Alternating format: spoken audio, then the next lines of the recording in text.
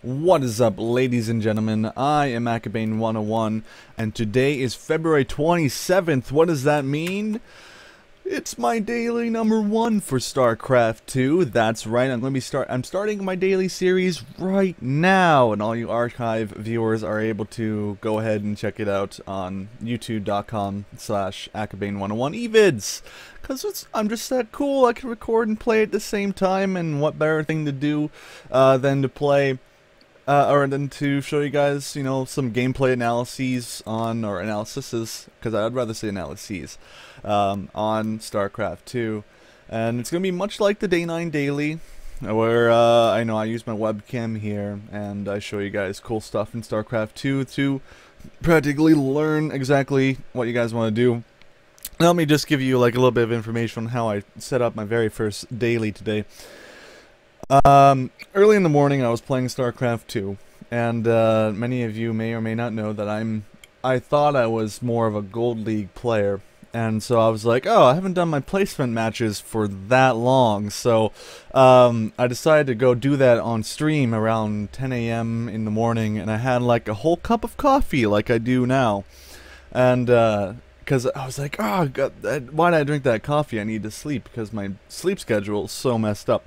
So what I did is I just decided to play StarCraft 2 for a little while, about a couple hours, and did about 10 games on stream, and I got into Platinum League.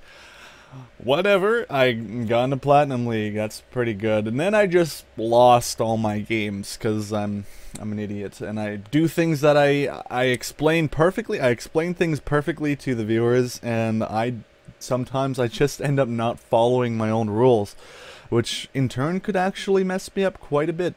It could actually really end your game quite quickly.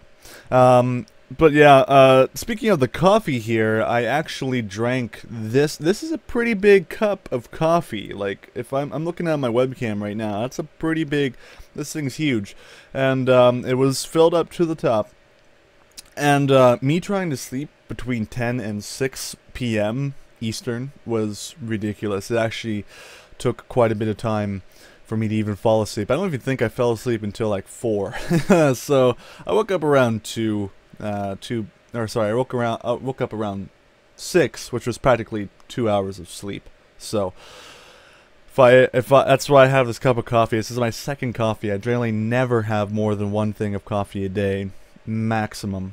And so this is definitely very, very crazy. But, you know, today we'll be playing. As you can see, I got my StarCraft 2 shirt ready and willing to go. Even got my machinima.com director's shirt to boot.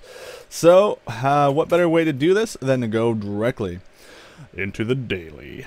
That's right. And is the sound on? Absolutely. And there we go. I didn't mess that up. I don't know what you're talking about. So today, what we're looking at today is Desrow's amazing Protoss versus Zerg, and how he basically, we're gonna try and go through the mindset of Desrow, what he generally would try and go through during this game, how he can actually you know, progress through it with a basic mindset of knowing what his opponent is doing. How does he get to know what his opponent's doing? What is he doing to scout it? And making sure that, you know, he can generally have a pretty solid composition against his opponent, in this case my way, spawning as the blue Zerg here. So, we're not going to really focus too much on what the Zerg player is doing here, because, in general, I want to do my analysis just on Desrow today. And a lot of you have been probably watching my other commentaries lately, and they've been on Desrow. So I'm a little bit biased today, so that's about it. But actually, this was a pretty solid game, and I really enjoyed it, so to take away the biasness of that, I really wanted to show this game because it's just so good and really, really well done. And what we're going to see out of Desrow is a really solid 3 gateway into Robo, I believe it was, but I actually had to get up at like 6:30, so I actually almost completely forget the daily. The daily. That's always fun. But as you do see, I really like this. This is always fun to see when you have the gateway coming out and the assimilator popping out right on after. This will allow you to get that that warp gate technology at the perfect, crisp, amazing timing. And of course, I love how he puts the gateway right here. Gonna later put the Cybernex core here, put a zealot here, and I even actually may even put a pylon right here if I can remember correctly, which will also lovely wall that off. Oh, and I didn't mean to pause it. I meant to actually speed it up.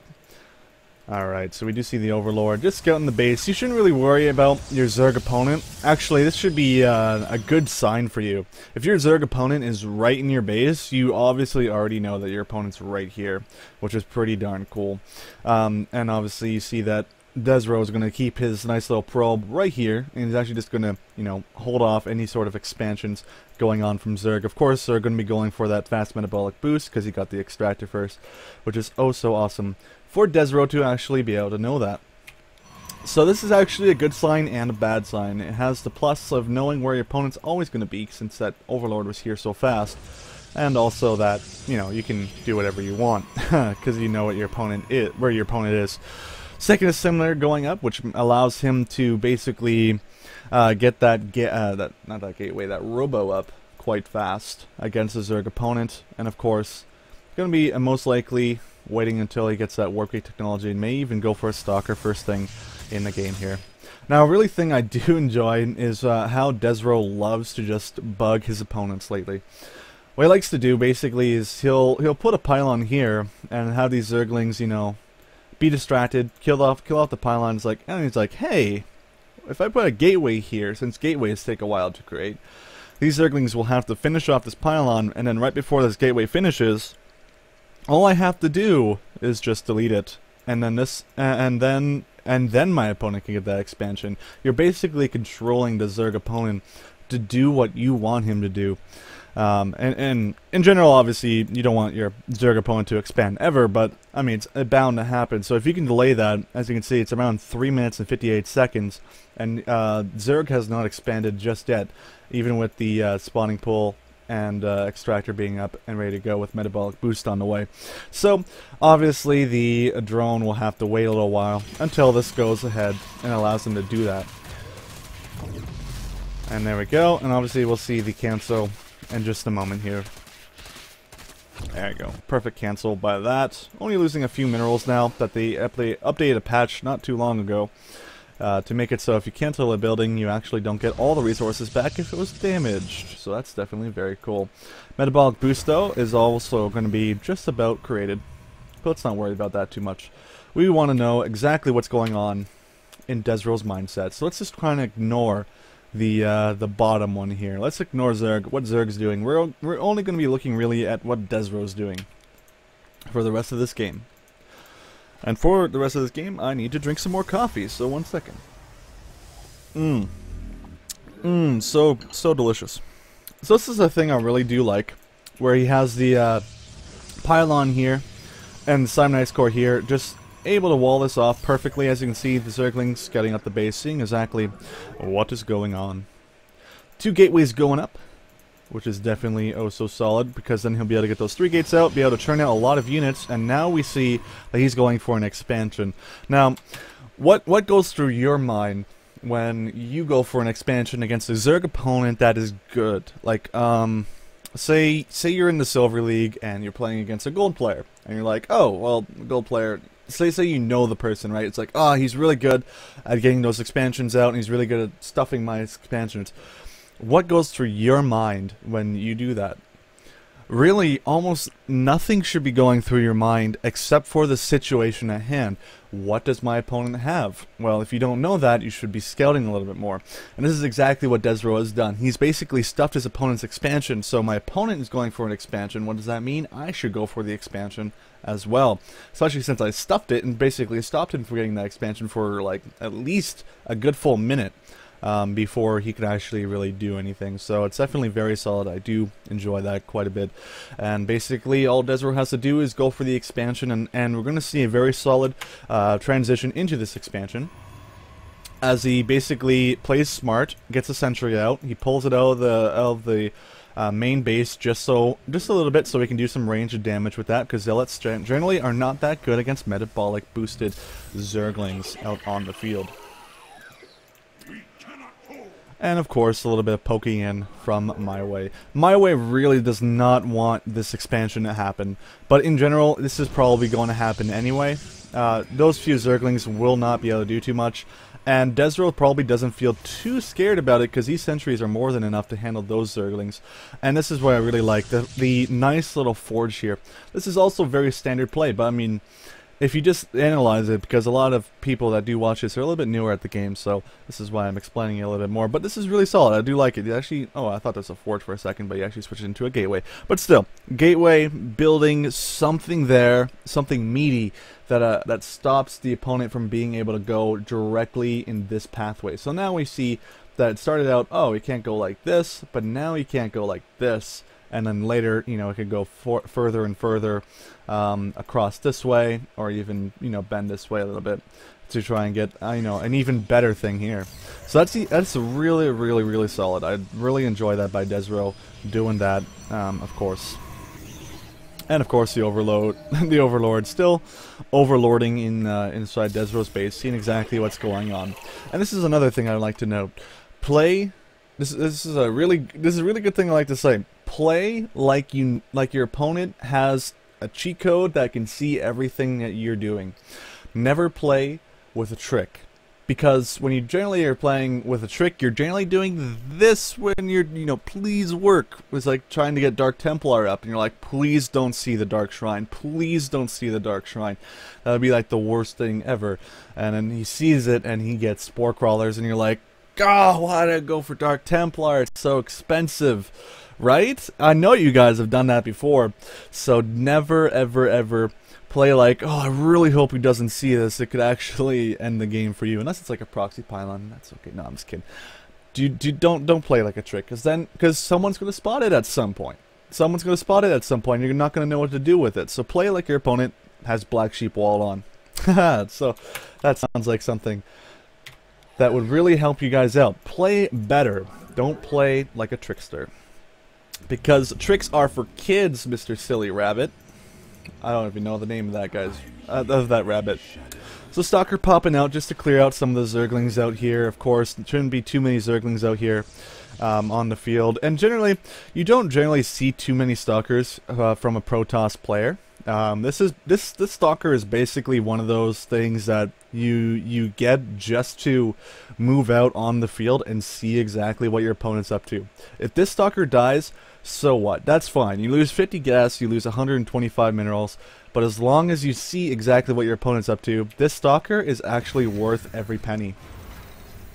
Because look what he's protecting. He's protecting these heavily gassed up units. This is a lot of gas here. This is 500 gas worth of units. If you lose just 50 gas here for a nice scout and make sure you can counter it, then you're going to be pretty darn solid. So of course, Nexus going up.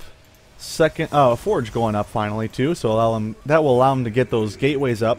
And of course, another nice thing to get is a cannon, probably right here, or right here. That'll really help him out in the end game, of course. And so Cybernetics Core, of course, going to be going for that hallucination. This is what I love about a lot of Protoss players, hallucination. It's starting to be a new trend lately. And let me just skip to my webcam, because I have one. It's starting to become a new trend. I really like it because you can spawn in a Phoenix, and a Phoenix is practically free. It just costs energy. It just basically costs force fields. So when you have a lot of sentries, go for hallucination, because then you can just scout your opponent at any time in the game. Other than that, if you go for a robotics facility, then you can go for the observers and then get those into the base and not have to worry about hallucination. So it's kind of a trade-off between the two. So of course, in general, just, you know, go for one or the other, and then later on you can go for those observers to get the detection that you need. But of course, early on, hallucination Phoenixes are really, really good at scouting your opponent, making sure you know exactly what they're up to, and you always know where the army is, which is oh so good, because if you know where the army is, then you can probably work your way around it, because in general, you probably don't want to fight your opponent's army at almost any time in the game, because what you want to do is pick off their expansions. And when you pick up their expansions, then their army gets drawn to that expansion. You can pull out and probably go and get another expansion as fast as possible. So in general, that's what players like to do, to save their food count, keep it high, especially against Zerg, since they can reproduce really quickly. if you can deny them larva, that's actually a really crucial position that you have in the game. So definitely something to look into when you're playing StarCraft 2, of course. Alright, so we do see that there is a few more sentries probably going to be spawning in a moment here. And there's the cannon. So I think there's just a little bit of a hole here that he'll be able to be allowed to get himself through that. I know I didn't speak English about half that sentence, but that's what you do when you are half asleep and on caffeine and your heart rate just increased by like 1,000,000 beats per minute. Anyway, another nice thing that Desrow's going for, he's not afraid to expand. He's not afraid to see what exactly is behind these rocks, which is really, really nice. I really like that. And also in the meantime, while he's knocking down those rocks with those really slow hitting sentries, he's going to send out a Phoenix, and he also sent out his Stalker to see exactly what's going on. He realized there's a couple Zerglings out there. I didn't want to really risk losing it, so he's going to send it back to help with the rocks. And this Phoenix is going to be able to scout his opponent's base and see exactly what's going on, which I oh so love. I really love that. It's really, really cool. So let's follow the Phoenix just for a few seconds here. So you're Desrow right now. When you scout your opponent's base, you see that he's going for a macro hatch. Obviously has the queen, and he basically just spawned layer tech. But also note this: he also has extractors. What do you do when you see your opponent has extractors? Well, does he have an expansion with extractors? Oh my god, that's a lot of extractors. So what does that mean? You just scouted your opponent's base. He has 4 extractors. He's a Zerg player, obviously, because we're looking at a Protoss vs Zerg game. I don't even know why I need to explain that to you guys. But anyway, basically what that means is that he just got layer tech. What does that mean? Probably Mutalisks, which means in general you need to work fast. Either get that expansion up as fast as possible, spawn in a lot of units, and find a way to stuff the Mutalisks. Maybe put a few Stalkers in the back of your base. Right now all he has really is sentries, and he knows his opponent has a few Zerglings on the map. What he needs to do now is go and find what is the other ground unit that Zerg is using right now. Is he using another ground unit? Is it just Zerglings? I need to know exactly what unit I need to counter this offensive build that my Zerg opponent is doing. So we're going to go back into the game here and see just exactly what is going on. So he sees that there's more extractors on the second base, and now he sees that there is no third expansion over here, and there's no expansion over at the gold. So Zerg is now 2-basing, which could be potentially risky. And of course we see the nice little Overseer moving in from Zerg. And so this is really important information for Desrow to point out to himself. Okay, my opponent doesn't have this many expansions, so if I go for an expansion, this could potentially end the game for me. But he also has to play very, very safely, of course. And there you go, just constantly scouting his opponent's base. I really do enjoy that quite a bit. Robotics facility being created, which means he's going to get that observer out, probably around the center of the map. Yeah, right here. That's not the center of the map. And of course losing his other scouting stuff as well. And this is the beginning of an expansion, of course. I really like that he's putting the pylon here, allow him to see anything that's on the other side of the rocks at some point, if something is indeed trying to knock that down, and you don't have any units here to check on the rock's health hit points. And just going to continue scouting the base. I really enjoy this quite a bit. This game actually intrigued me quite a bit to be such a Protoss player, because I'm a Protoss player myself. And now we see that there are Stargates going on the field. This is the game changer here. This is the part where I'm like, oh my god, Desrow. Is this the worst decision you've ever made, or is this the best decision you've ever made? But you're going to realize that when you're watching someone play, you have to really get into their mind. He basically, this is the mindset of Desrow right now. He knew that his opponent most likely is going for Mutalisks. What counters Mutalisks? Stalkers. But did he see any sort of secondary ground unit? No. You just saw Zerglings. So what does that mean? He can keep his sentry count. He can keep his zealot count. What is he going to go for? Phoenixes. Because Phoenixes are another counter to Mutalisk. Because all you have to do is fly them around the map, get better map control. If you can stuff your opponent in the air while your opponent has basically just Zergling ground units, you're going to be you know, feeling fantastic about yourself. Now, this is a really difficult build. It's not really a difficult build, but a really difficult microing strategy that Desrow has to do. But you'll see just how awesome it is because I love it. It's so good. I really, really, really do enjoy it quite a bit. And of course, Phoenix still moving out to the south. I really love that he keeps spawning those in. Almost all the time he actually keeps spawning those in. And of course, the Observer going to be patrolling the front of his opponent's base to see exactly what's going on. Cool.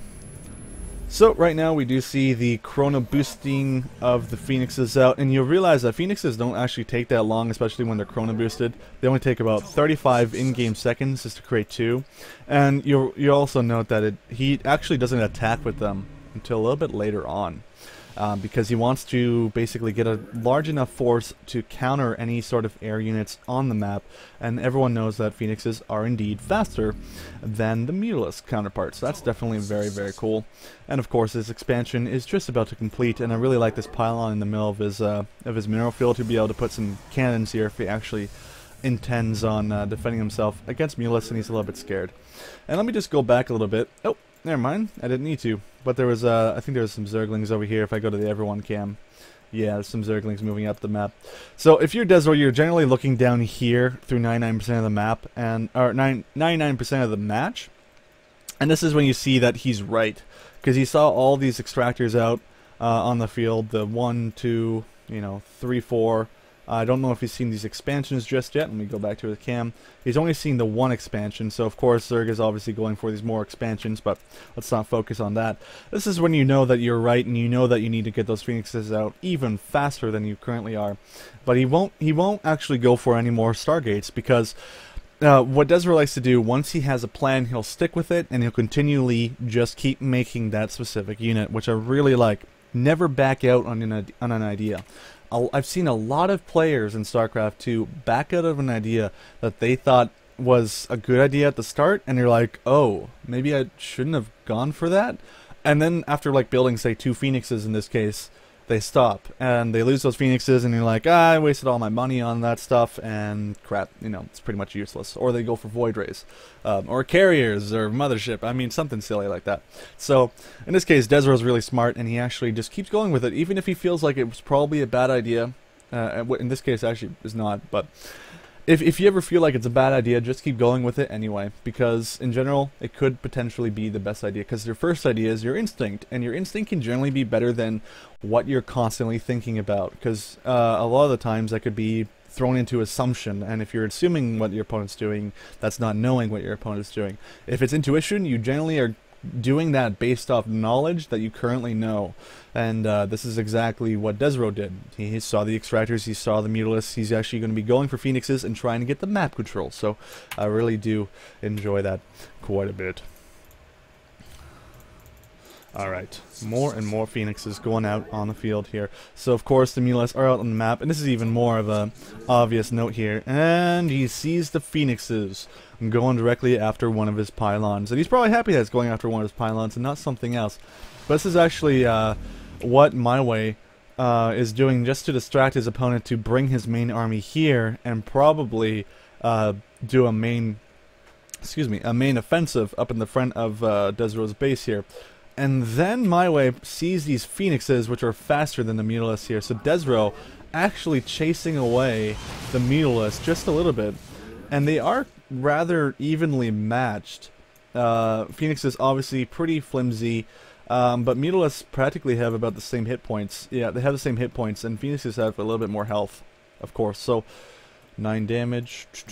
Let's take a look at this guy. 5 damage, and versus light 10 damage, so even better against Mutalisks. So Phoenix is definitely a very solid unit to play in this game right now, especially against units, and this will allow him to actually get huge, amazing map control. And I love this Observer because My Way probably doesn't have any idea that this is here, or he does and he just doesn't want to worry about it, and of course he does. Okay, so he takes it out anyway. But of course, Desrow now has the ability to take air control. Like, you rarely see that in almost any game of StarCraft 2, so that's really, really cool. And he, of course, will pick off the Queen here, which is awesome. I really enjoy seeing that as well. So this is a really solid build for Protoss to just basically go through an entire game knowing that they have air control, not their opponent, and they can do the harassing, and they can take on the Mutalisks that are in the that the opponent is sending out on the map. And all Desrow has to do is just send these guys across the map and do whatever he wants. And of course now he can move out his ground army. His ground army is totally safe. He has air support, and that can even lift up units with its obviously awesome Graviton beam. And then kill any ground units that he really needs to. And now all he has to do is just clean up some of this creep here. Zerg is in a really scary position. He probably is like, crap, my creep tumors are disappearing, which means in this case my units are going to be a lot slower trying to move across the map. And also take note of this, creep tumors. If I go to the My Way cam, creep tumors give off vision, and once the creep tumors are dead, they can't see anymore. So of course this is really awesome for Desrow to deny such vision. Excuse me. On the map. Too much caffeine today. Ugh.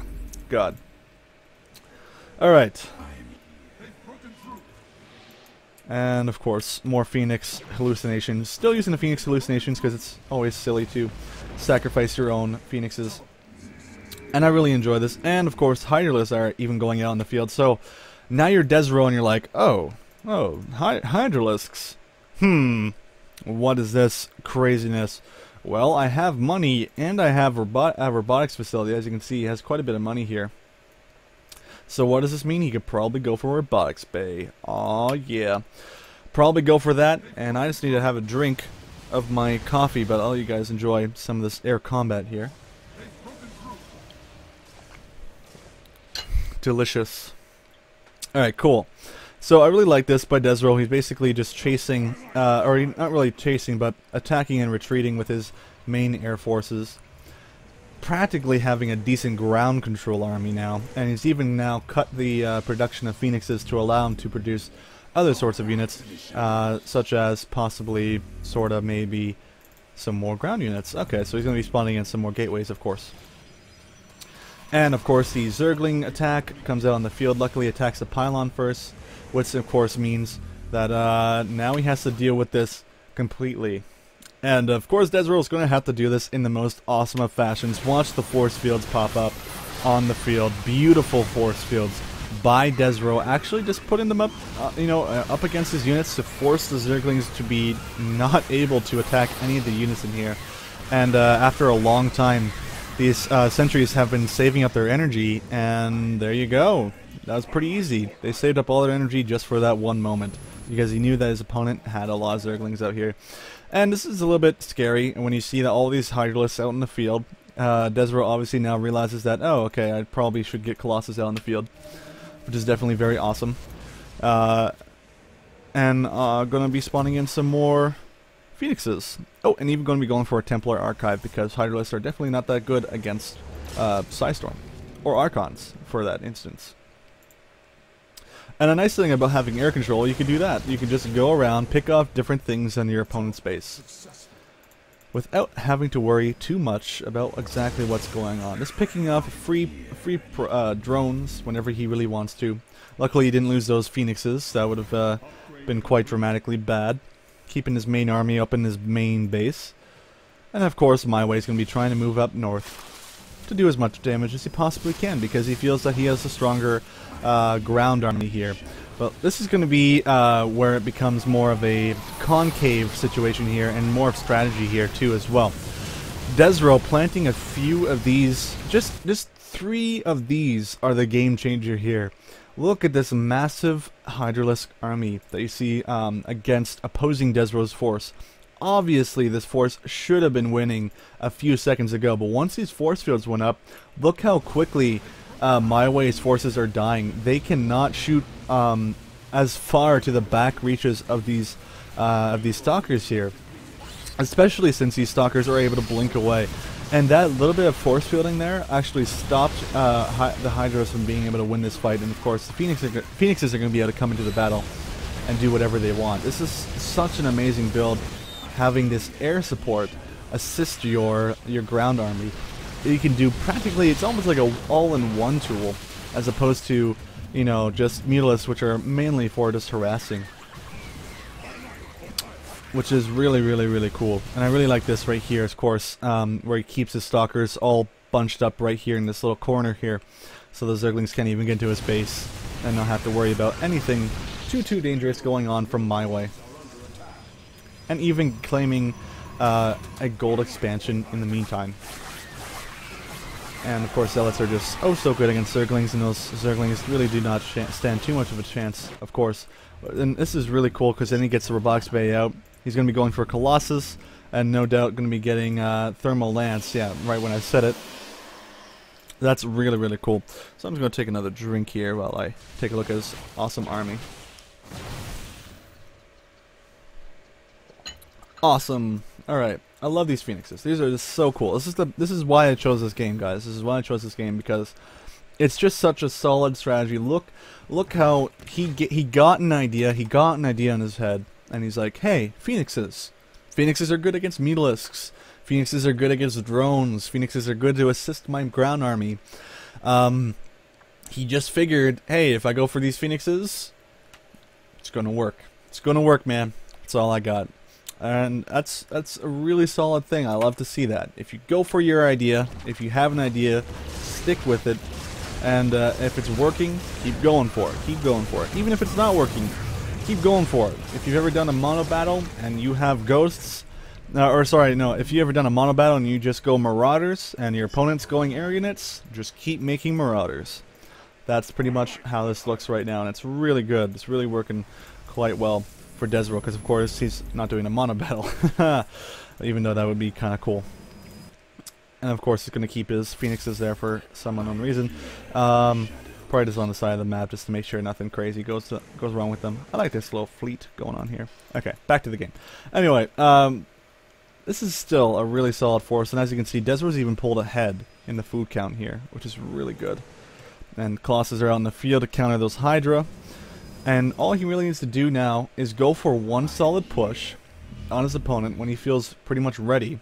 Because if you let Zerg do its thing for a little bit too long, that'd be quite bad. But of course, point out that Desrow's been assaulting all those drones for quite some time now, which is pretty awesome. And of course, you see your giant opponent's army, and all your units can't blink because they're being infested by the roaches. But the nice thing about having Colossus is they're so powerful, and the assisting Phoenixes are even helping here.